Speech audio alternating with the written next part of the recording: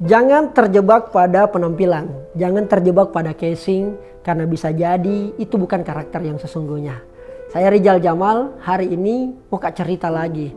Banyak sekali fenomena saya lihat di luar sana yang dimana orang berlomba-lomba untuk kemudian memperbaiki tampilan luar, padahal tampilan dalamnya lagi bermasalah, masih kurang pengetahuannya, tidak ditambah keterampilannya, apalagi kalau sampai bermasalah attitude-nya ataupun etikanya.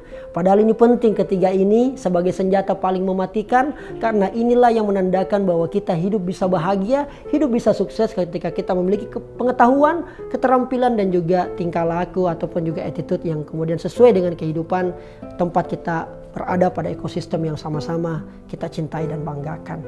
Nah, saya kemudian banyak kok melihat banyaknya orang selalu kemudian hanya fokus untuk memperbaiki tampilan luar, tampilan fisik. Dan itu tidak cukup membahayakan karena di atas langit masih ada langit. Carilah karakter yang kemudian Anda dianggap berbahaya. Dalam artian sebagai orang yang berbahaya dalam artian positif. Sehingga kemudian orang akan selalu menunggu sesuatu yang menakjubkan, selalu menunggu kejutan-kejutan dari Anda, lalu kemudian kita bisa aktualisasikan dan bisa memberikan manfaat. Kali ini saya ingin cerita sedikit, kurang lebih ada 5 poin yang kemudian kita dikatakan sebagai orang yang berbahaya. Dan 5 karakter ini waspadai orangnya, karena ini memiliki value yang sangat tinggi dan mungkin jarang sekali kita temukan hari-hari ini. Tapi izinkan saya share karena berdasarkan pengalaman, cerita orang, saya observasi dan melihat dan memperhatikan. Dan ini perlu sama-sama bisa jadi kita pakai salah satu karakternya untuk kemudian meningkatkan value dan harga diri kita. Lalu kemudian kita diterima oleh banyak orang karena kita memiliki sesuatu prinsip dalam hidup. Karena percayalah, orang yang memiliki prinsip sebenarnya dia menghargai dirinya dan menghargai orang-orang lain. Karena bayangkan saudara-saudaraku, Anda hidup mengalir saja. Jadi kalau kemudian mengalirnya kecomberan, maka Anda akan ikut kecomberan. Dan ingat, aliran itu perlu kita lawan karena tanda bahwa orang itu hidup ketika dia melawan arus. Perhatikan ikan di laut, kenapa dia bisa hidup? Karena dia melawan arus. Tapi ketika dia kemudian sudah tidak melawan arus, dia kemudian mengikuti alirannya, mengalir saja, itu menandakan bahwa ikan itu sudah mati. Layaknya manusia seperti itulah juga. Oleh karena itu, jadilah orang yang berbahaya dalam konotasi positif, sehingga kemudian itu bisa kita maksimalkan dengan baik. Paling tidak ada 5. Kenapa kemudian orang ini dengan 5 karakter ini perlu kita waspadai dan dia agak sangat berbahaya. Pertama, tipikal orang yang tidak terlalu banyak bicara, tidak terlalu banyak omong. Tapi kemudian diam-diam dia menyelesaikan semua tugasnya dan dia bekerja keras untuk itu. Dan setiap target-target bahkan dia lampaui.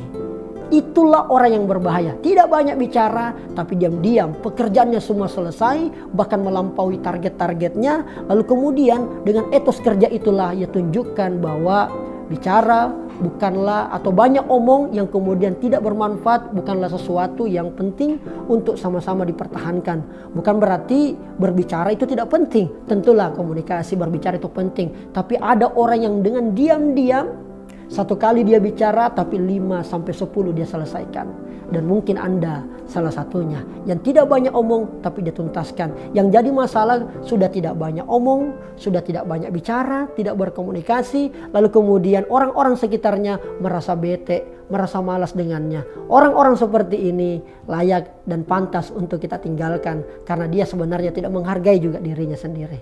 Yang kedua adalah tipikal orang yang terlihat sederhana. Inilah di awal-awal tadi saya sampaikan.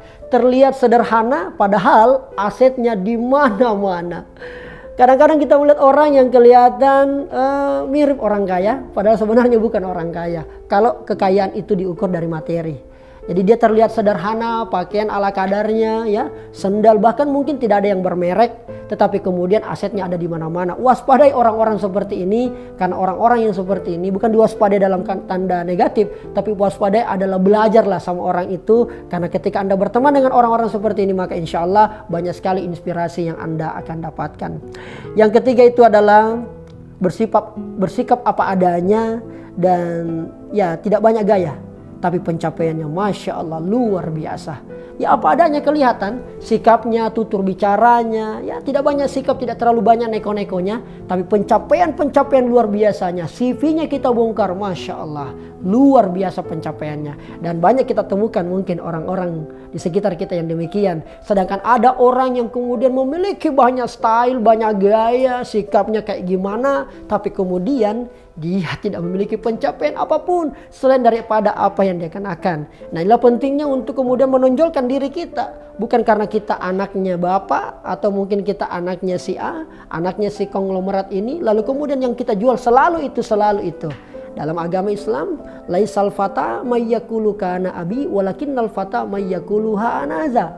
Anak muda yang hebat bukan yang selalu mengatakan ini bapakku, ini karena bapakku, tapi anak muda yang hebat yang selalu mengatakan ini karena saya, berkat kerja kerasku dan pencapaianku yang luar biasa seperti ini, karena kemudian dia melakukan fokus pada hasil, fokus pada tindakan, sehingga proses dianggap sebagai suatu hal yang wajib untuk dilalui dan dimaksimalkan. Yang keempat adalah kadang-kadang kita lihat juga banyak orang itu yang bertingkah konyol. Ya kayak semacam masa bodoh, kelihatan kayak bodoh. Tapi sebenarnya luar biasa, dia sedang mengamati karakter orang lain. Dia sementara riset itu. Nah orang-orang teater seperti saya penggelut dalam dunia seni peran, itu banyak melakukan itu. Kadang-kadang kita melakukan sesuatu atau menampilkan sesuatu di luar atau bahkan jauh daripada karakter kita selama ini. Tetapi tujuan kita begitu adalah ingin membaca karakter orang lain sehingga kemudian apa? Kita bisa belajar dari karakter orang itu, lalu karakter itu kita pelajari, lalu bisa kita temukan celahnya di mana dan kelebihannya di mana, lalu kita maksimalkan untuk kepentingan potensi diri kita untuk kemudian memberikan nilai paling manfaat kepada orang lain. Jadi bersikap konyol. Mungkin Anda juga yang sedang menonton ini ada salah satunya. Yang terakhir adalah terlihat cuek dan tidak peduli. Kelihatannya kayak begitu, kayak cueknya. Tidak peduli dengan berbagai macam hal. Padahal diam-diam dia suka berbagi secara sembunyi-sembunyi, secara diam-diam, dan dia tidak perlu pengakuan dari orang lain. Yang penting apa yang dia sudah lakukan itu cukup dia dan Tuhannya yang tahu, tidak perlu diketahui oleh banyak orang. Inilah 5 tipikal orang yang berbahaya. Dan Anda berada pada bagian mana? Silakan tulis di kolom komentar. Atau mungkin ada juga salah satu atau fenomena yang Anda biasa temukan. Orang yang kelihatannya tidak sesuai dengan apa gaya hidupnya, tapi ternyata memiliki sesuatu yang berbanding terbalik dari apa yang dia lakukan. Mudah-mudahan ini bermanfaat saudaraku. Cerita-cerita kita ini, kisah-kisah seperti ini banyak kita temukan dan harus kita share supaya kemudian banyak hal orang yang bisa terinspirasi. Karena saya paham Jenderal Sudirman pernah bilang bahwa kenapa kejahatan selalu menang, karena orang-orang benar, orang-orang baik tidak pernah melakukan apa-apa. Mudah-mudahan dengan menyampaikan cerita yang menarik ini bisa menginspirasi buat kita semua. Saya Rijal Anubaij.